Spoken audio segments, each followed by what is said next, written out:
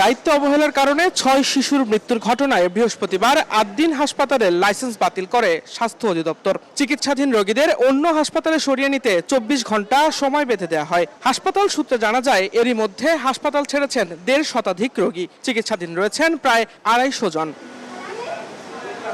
অর্ধশতাধিক রোগী ICU, NICU, HDU সহ হাসপাতালটির বিভিন্ন ইউনিটে ভর্তি আছেন। তাদের অন্যত্র সরিয়ে নেওয়ার ক্ষেত্রে শারীরিক অবস্থার অবনতি সহ নানা জটিলতা সৃষ্টির শঙ্কা করছেন স্বজনরা। কারো ১৪ দিনের অ্যান্টিবায়োটিকের ডোজ আছে, কারো ৭ দিনের আছে, কারো ১০ দিনের আছে, আর বাচ্চাদের যারা লাইফ সাপোর্টে আছে, এদের দায়ভার এখন এই মুহূর্তে কে নেবে? হঠাৎ করে বেবিটাকে কিভাবে নেব? ওর অক্সিজেন লাগানো মানে খুব অবস্থা খারাপ। যে রোগীগুলো এখানে আছে তাদের আগে সেবা বিদায় করাবো, দেন পরে বন্ধের ঘোষণা করে সবচেয়ে ভালো হয়। জটিল রোগীদের অন্য হাসপাতালে সরিয়ে নেওয়ার ক্ষেত্রে পর্যাপ্ত বেড না থাকার অভিযোগ করেন কেউ কেউ। এক্ষেত্রে স্বাস্থ্য অধিদপ্তরের হস্তক্ষেপ চান তারা।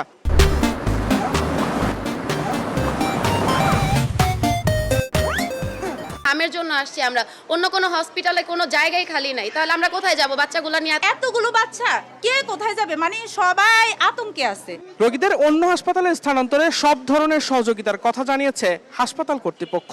আগামী ৩ মাসের মধ্যে আমরা উক্ত ওয়ার্ডের সকল সংস্কার কার্যক্রম সম্পন্ন করব। রোগীদের স্থানান্তরিত করতে বলা হয়েছে, রোগীদের যেন কোনো প্রকার ক্ষতি না হয় সে বিষয়ে আমরা খেয়াল রাখছি। গভর্নমেন্টের প্রতি আমরা সবসময় শ্রদ্ধাশীল। গভর্নমেন্ট আমাদেরকে যেভাবে বলে সেভাবে আমরা কাজ করব। লাইসেন্স বাতিলের সিদ্ধান্তের বিরুদ্ধে আপিল করবে আদ্দিন হাসপাতাল। গত ২৭ মে আদ্দিন হাসপাতালে চিকিৎসাধীন ৬ শিশুর মৃত্যু হয়। এ ঘটনায় স্বাস্থ্য মন্ত্রণালয়ের তদন্ত কমিটি হাসপাতাল কর্তৃপক্ষের অবহেলার প্রমাণ পায়। দিন মোহাম্মদ সাব্বির, সময় সংবাদ, ঢাকা।